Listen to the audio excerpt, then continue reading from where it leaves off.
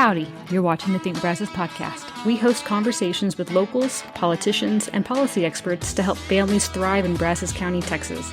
So when you're thinking about how to make your community better, just remember, think local, think Brazos.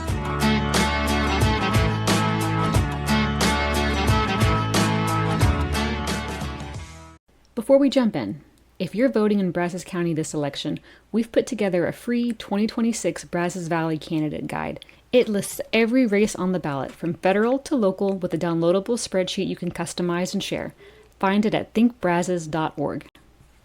This is the Think Brazos podcast, and we're joined by Kyle Kacal, former state representative for District 12, I believe, Correct. And who is running for the county judge of Brazos County. So thank you so much for coming on the podcast. Absolutely excited. Yeah, so let's jump into it. Let's start with your background. I mentioned that District 12 state rep, but what other things do the voters need to know about you? You know, we've been in this community a long time, since 1988, got married in 93, started a family in 97. What's your wife's name? My wife's name's Marcy. Okay. Marcy grew up in Houston, went to the University of Texas, bless her heart, but has become a great Brazos County resident and enjoys life outside of Houston. We'll say it that way. So let's get into a little more of your background. Before you became a state rep, what was your occupation, that kind of thing? Well, that's the fun thing about state rep. It's a part-time gig. So my occupation has not changed. We ranch and run cattle, cow-calf operation, dabble in yearlings once in a while when the weather and the market is good. And we run a unique hunting operation. So we do anything from quail, pigs, deer, and for 8 years we partnered with a group called Hellebaken and did the helicopter hog hunting. So we've had a vast opportunities with hunting, and now we're slowing back down. We retired from the legislature, focused more on the cattle again, and we open up the ranch often to charity. So we do a lot of charity sporting clays events, and that helps me keep my pulse on the community, whether it's the Heart Association, the builders, the Still Creek Ranch is a big shoot. FCA is a really big shoot.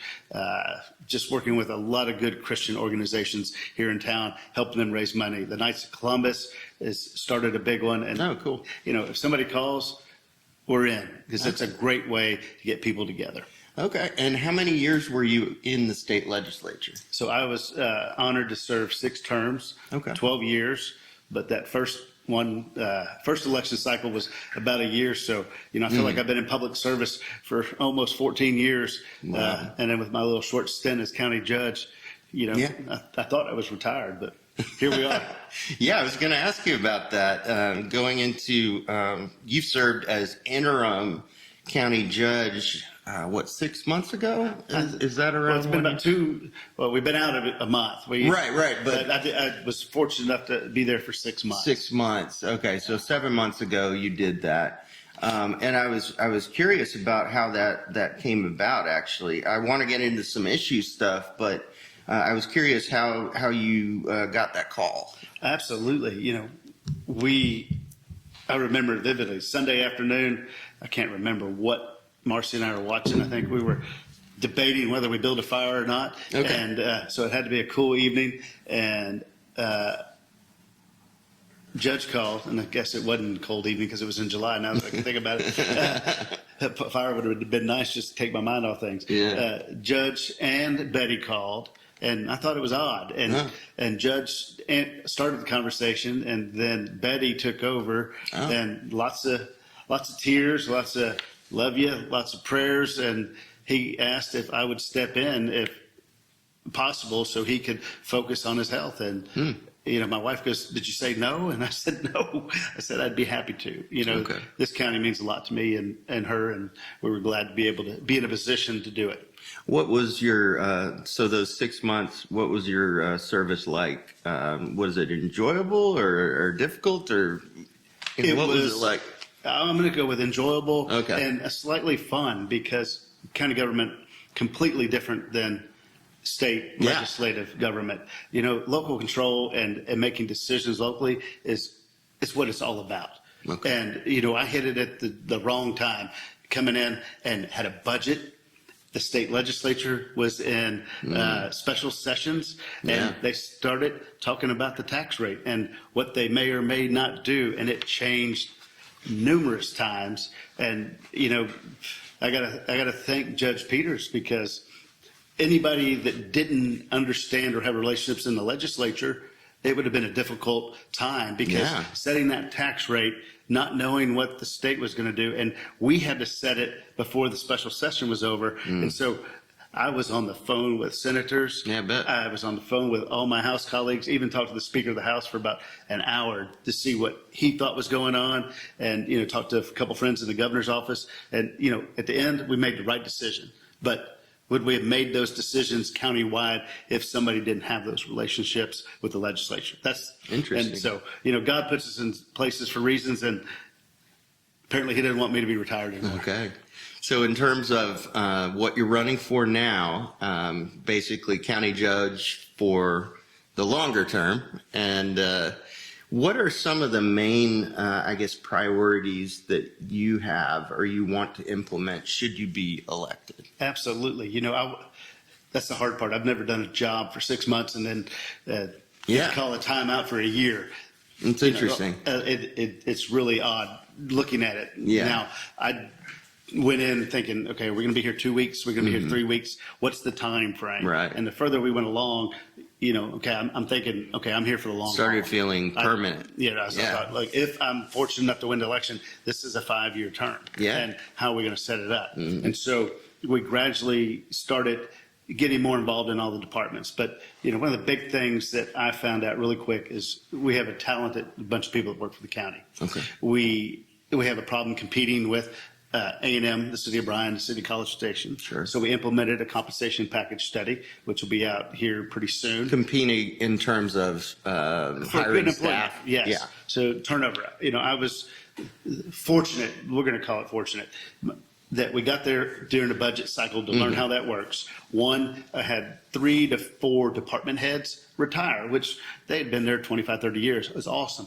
But we were able to go through that interview process, utilize the commissioner's court, let the commissioners get involved, and we hired and or elevated people within those departments. Okay. And, we gave them a vision and a trajectory of where county government in Brazos County could go, whether it was economic development, safety through the sheriff's office and constables, or in road and bridge, and then our capital projects. So one of the big hires within was taking assistant project manager Bob Lampkin and moving him to facilities.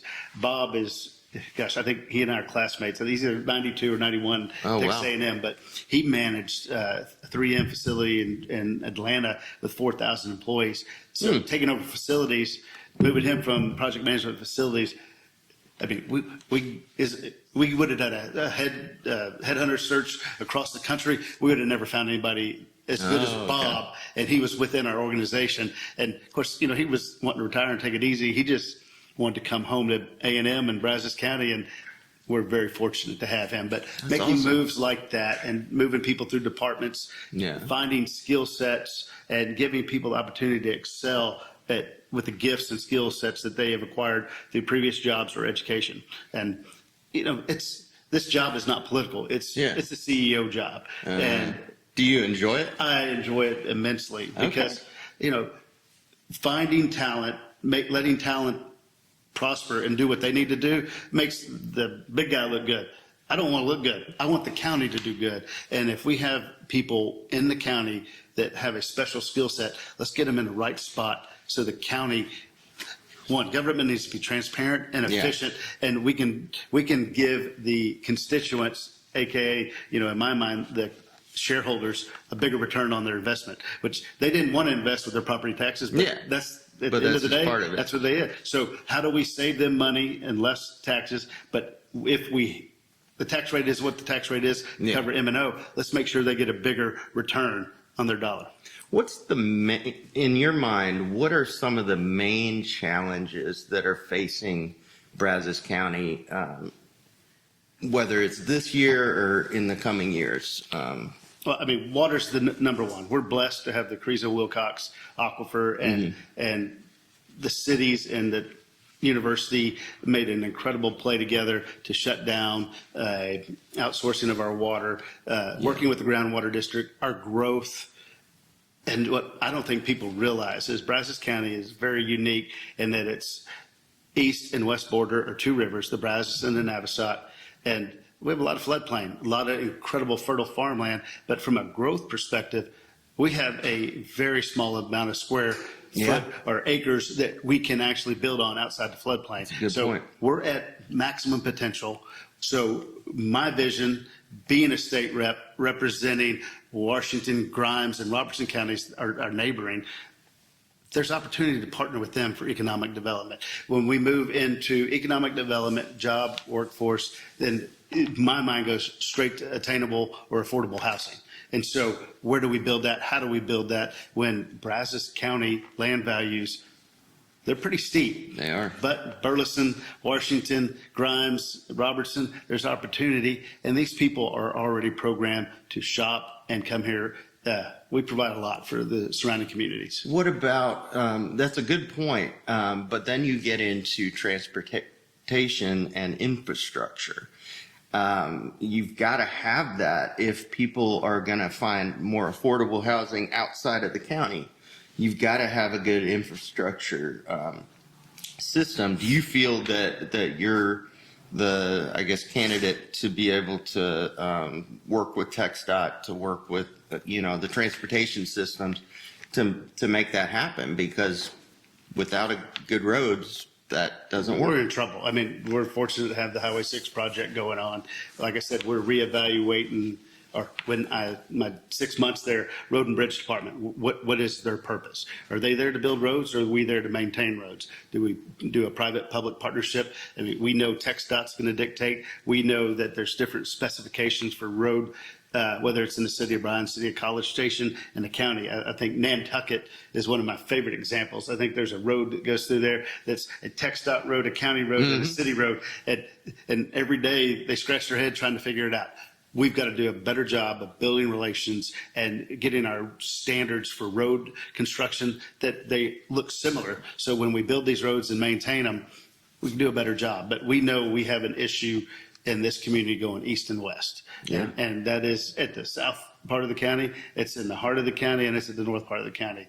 And we need to do a better job. And that's why we implemented our master plan to start going forward. And it's heavily focused on infrastructure and roads, which I learned real quick in county government. It's either vertical or horizontal. And we've got to do a better job on planning our horizontal infrastructure. Okay. In terms of vertical, there was the East Loop issue. I'm going to call that horizontal. You're going to call that horizontal? That's still a road. Okay. Right? Vertical, Yeah. we're talking Capitol buildings, correct? Okay. I was thinking of spatial, like That a gotcha. map. That makes sense. When it comes to the East Loop and that whole issue, were you county judge at that time? I'm trying to remember now. Let's see what time frame you want to work on. So At the end. I ended my Okay. service at the state when the East Loop hit the news media. So Right. I was present at all the open meetings, the public meetings. Right. And we were transitioning from me to Trey Wharton. Okay. The East Loop team and TxDOT and the county, I think we had a meeting at the Silver Gym at the Bryan High.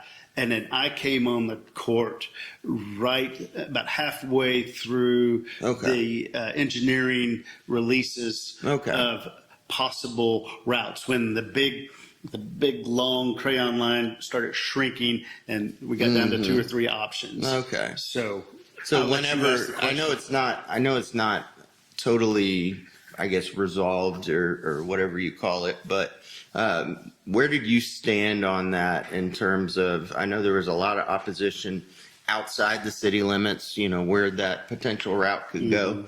Do you feel that that's a good use of, I guess, land in the county? First of all, private property gap. Okay. So let's figure that out. In my mind, between the engineering firm, the county, and the 2 cities, where we lacked our master plan and our where are we going with transportation, that from a marketing standpoint, that East Loop went from a 4-lane divided subdivision type artery on the east side to Yeah, I know. a 130 toll road like in Austin, which it was never weird. going to be. Yeah. So let's back up, and I'm going to go to Quiddy, the engineering firm, did an incredible job. When I took the helm of the Commissioner's Court, there were 180 plus or minus landowners involved, and I think the road was going through, we'll say, 75 homes. Quiddity worked hard over that time in the first month and got down to impacting 70 landowners and only 2 house rooftops that would have been removed. So the county was never going to build the road. Mm-hmm. The county just stepped out in front and decided we're going to help show where this East Loop might go one day, whether TxDOT or the cities built it in joint. The county was never going to build it, which, I thought it showed some foresight from the court to even go that long. But why they went alone and didn't have more open hearings or more conversations with landowners, it was kind of done a little silly. But once we established the lower impact on landowners and 2 homes, Quiddity, in my opinion, from the county's perspective, we'd done all we needed to do to show whoever wanted to pursue something like that, here's your best route. And whatever the court before me set in motion, we'd seen it. I mean, now anybody had a route that was possible, and it made it easy to end the contract with Quiddity, save the county $7 million, put it back into our coffers for road and infrastructure construction at a later date. And I thought it made sense. So in essence, we killed the East Loop per se for now. And I think we need to do studies through our master plan with our MPO, the cities, and A&M to look at the east-west, because all those landowners out there, once we met with them and ended this, we were able to talk for the first time without heated or passionate discussions. And there's a lot of folks that want to develop that. So there's subdivisions being divided. So now we have to go back and see how are we going to get people to and from those homes to center town, groceries, emergency, hospitals. I mean, everyday life, schools. Is there going to be schools out there? What's that master plan look like? I mean, we made the point earlier. This is a small county as far as acreage goes that we can build on. We need a master plan. And, those conversations are happening. Wow, that's a lot. I'm sorry. No, that's fine.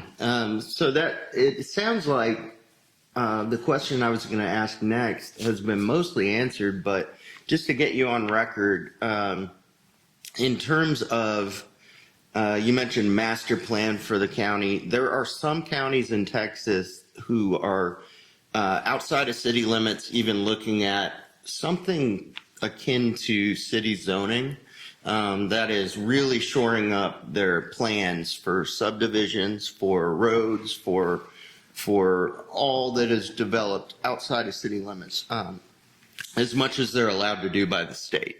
Where do you stand on that? Do outside of the city limits, I guess, county development standards need to be increased or tightened up?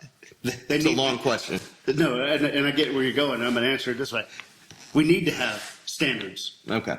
We need a target for builders, developers, whether they're high end, low end, whatever you want to call it. Yeah.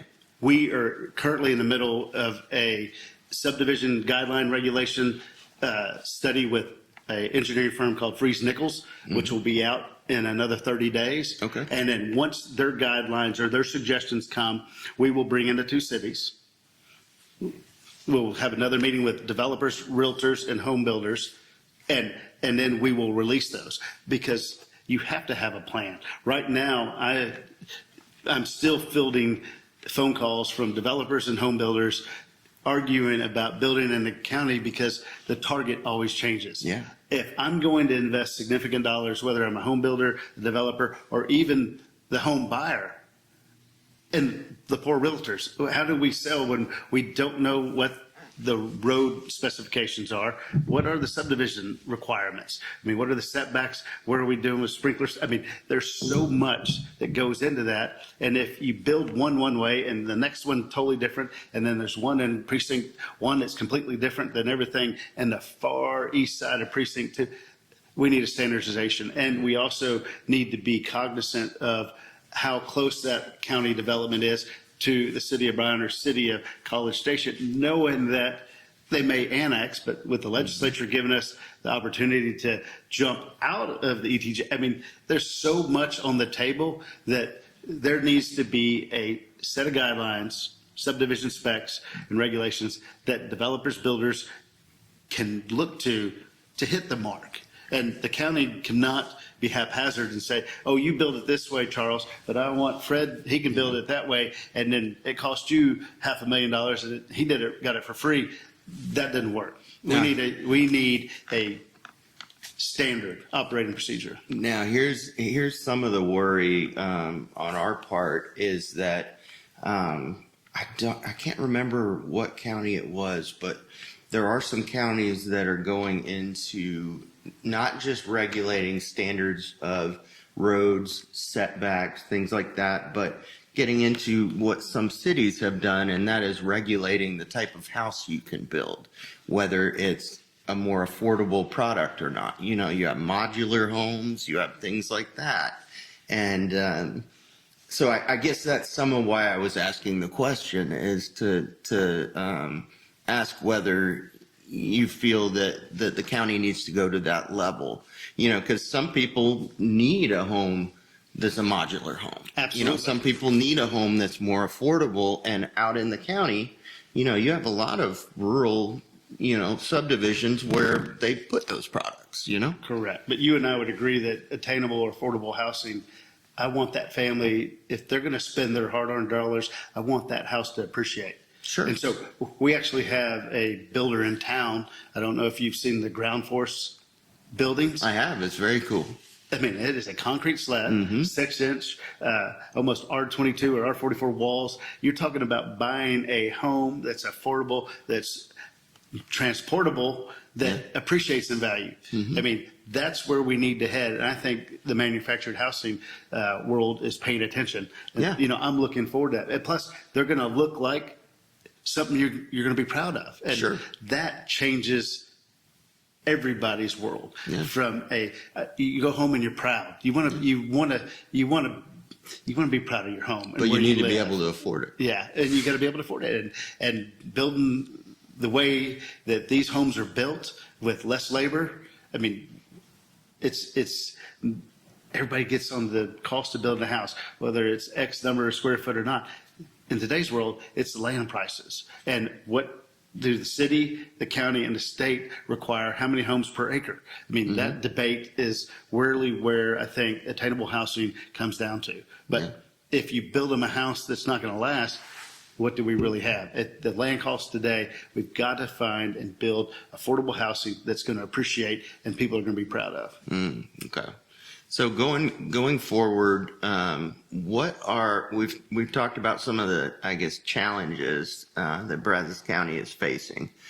Should you be elected as county judge, I guess day one, what are you wanting to accomplish? And then, I don't know, a year from now, you know, what are you trying to get done? Absolutely. Day one, we want to get in there and make sure our departments have all the tools they need to be successful to provide the essential services that they are supposed to provide for the citizens of Brazos County. Doubling down on our relationships with the 4 cities. You know, people laugh, but Wixon, Valley, and Curtin are going to grow just as fast. And, you know, having relationships with those mayors as well as Nichols and Mayor Gutierrez are important. A&M. Being in the room together, the master plan, not only for the county, but our master plan of the 5-6 entities that are moving forward, making sure that we have a trajectory to set this county apart, give us the opportunity to grow. Every Aggie that graduated from 1980 on wants to move back to Mecca. I mean, we're blessed. Unfortunately, our borders are small. We've already talked about that. But with the people in place and the relationships I've built through the legislature and my 6-month stint as county judge, being able to get all those people to just hit the ground running. There's not going to be a pause. There won't be any hesitation. I know what they want, what they're capable of, where we can go. I think in the near future, we're going to we'll have one new mayor, possibly two. But all the candidates in the city council, I think I've been to more city council meetings the last 8 months than I've been in my entire time because I never represented Bryan College Station. Right. It was always the rural parts and then the other counties around. So to finally be completely focused on Brazos County, the county that Marcy and I chose to live in and raise a family, it's awesome. And I think we've made some strides from a transparency standpoint, moving court from every weekly to twice a month with workshops, because public engagement is important. When people show up at court and they can only, we're going to call it yell and scream for 4 minutes at the first hour of court, right. Got 10 people, but the court is not allowed statutorily to respond. That's not government. Yeah. It's different. And then executive sessions, we need to have workshops. Let's talk about our plans, where we want to go. And the citizens' input is important. It's vital. Yeah. And so I think day one, we're going to set out a plan. We'll take this master plan and this compensation plan, which both documents are working documents. The days of building a document and say, hey, this is good for 20 years. Right. In today's world and technology and as fast as we move, those have to be adaptable. They've got to be nimble, and you've got to have the people on the court and working for the county that are able to adjust at the speed of the way the world moves today. One of the first things we did in the county was bring our public relations team full-time, added a web and social media individual, and as soon as I hope, but before the time I get there, we have a social media policy so that we can go. But people are on their phones, people are on their devices. Having Barbara and Ken full time, making sure our website's up to date, getting information out there, where people find information, where they want to find information in the county, they need to find it. And for the first time, we jumped back in to WTAW. The Infomaniacs gave us a Thursday morning spot. We have not been communicating well. That's great. Were you on there today? I'm not on there anymore. I got to get back in the rotation one day, hopefully. But I know you are. But you can't do things behind closed doors. You have to be transparent, and you have to tell your story. I come from agriculture, where we feed the world, but we are the worst marketers in the world. We go out to the farm or ranch. We work day to dusk to dawn. We provide, whether it's a crop or a protein, and we go to bed and hope that the market's good enough and we deal with it. You got to tell your story, and the county's no different. We have to tell people what's going on, what we want their input on, and we have to have an event or a special call session to give them that opportunity to work with us, because that's what it's all about. Well, that's awesome. I'm trying to think if I had any other questions. Honestly, the main thing is, if someone wanted to get in touch with you, help you in your campaign, or learn more about you, how would they do that? One, I want you to call me, find me. You can go to the webpage, kylekacal.com. I'll be honest, we're having some problems with it. It's on my end because I'm so just focused on doing what I need to do to make sure, whether it's the ranch, the community, helping with county stuff, I'm still engaged. I got you. But email, I think, is KacelBrazosCampaign.com or gmail.com.